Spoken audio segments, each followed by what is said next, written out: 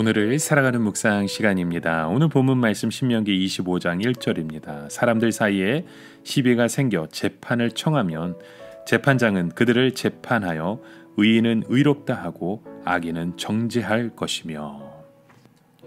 예전에 한국과 미국의 그 군대 주둔 문제를 놓고 미국에서 그런 질문을 했었죠. 과연 우리가 너희를 지켜줄 필요가 있느냐?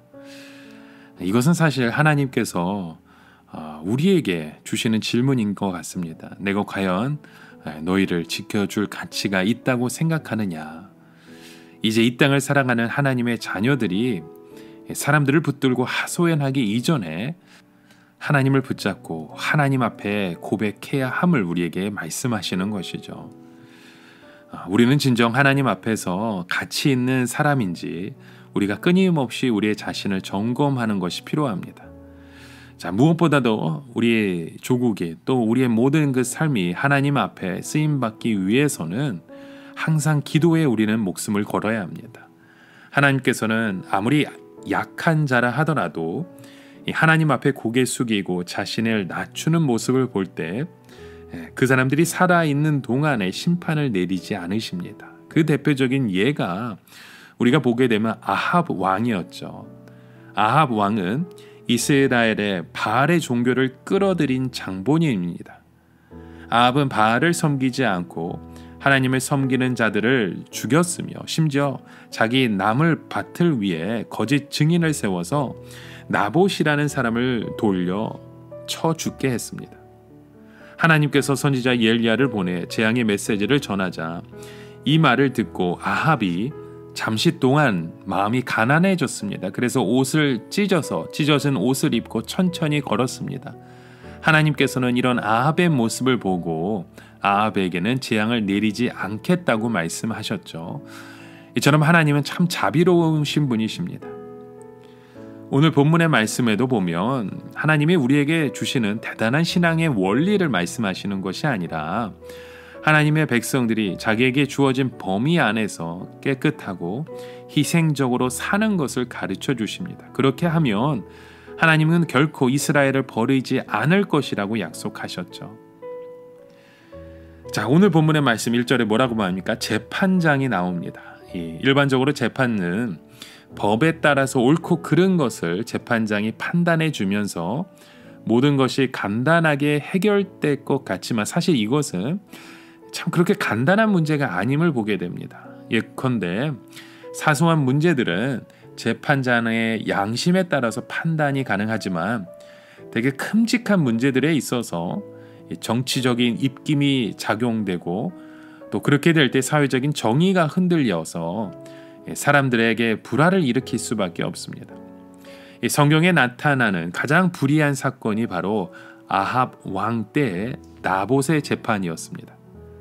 아합 왕이 나봇의 포도원이 탐이 나는데 나봇이 주지 않으니까 어떻게 합니까? 왕비 이세벨이 그 지역의 장로와 유지들에게 편지를 보내서 나봇이 왕을 못 얻겠다고 했습니다. 그래서 깡패 두 사람을 거짓 증인으로 내세워서 나봇을 정죄하고 돌로 쳐 죽였던 것이죠. 그러면 사람들이 그 사실을 몰랐을까요? 단지 말을 하지 못할 뿐이었습니다. 공연히 떠벌렸다가 또 시끄러워질까봐 모두 입을 다물고 있는 것이었죠.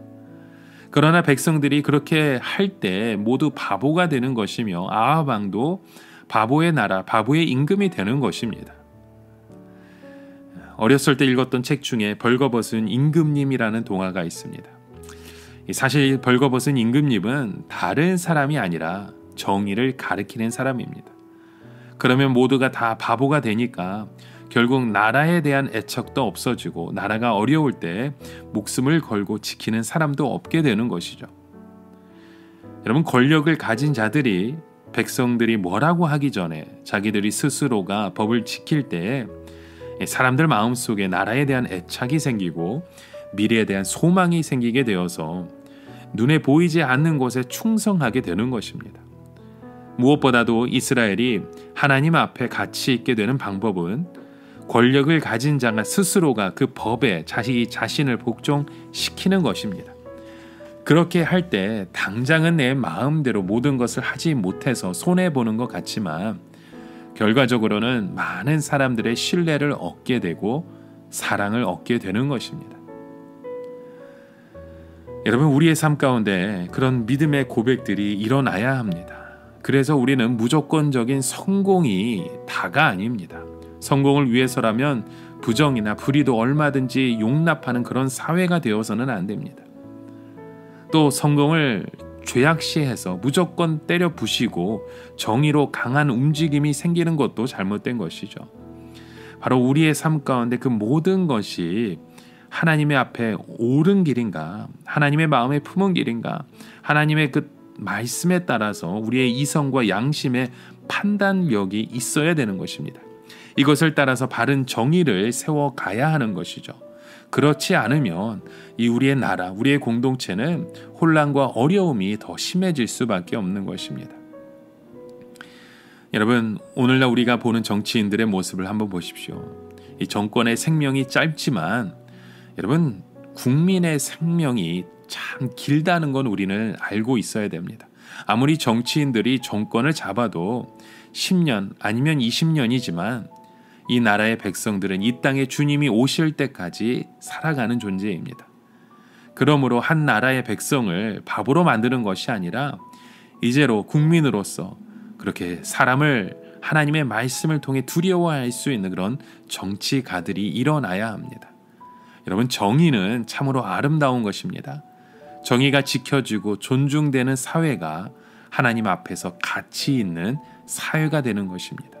무엇보다도 우리 모두가 자신의 삶의 작은 부분에서 정의를 지켜나가는 훈련을 하시기 바랍니다.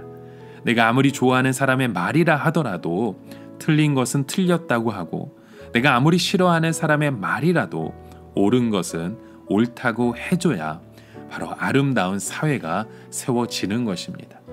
여러분, 오늘 우리의 삶의 그 고백 속에 우리의 삶의 아름다운 고백, 아름다운 정의가 세워지는 그런 믿음의 고백들이 세워지길 주님의 이름으로 간절히 축원합니다. 함께 기도합니다. 하나님 아버지, 우리의 삶 가운데 재판장이 되어주시는 주님, 우리의 모든 것들이 주님의 뜻 안에 고백되어지기 원합니다.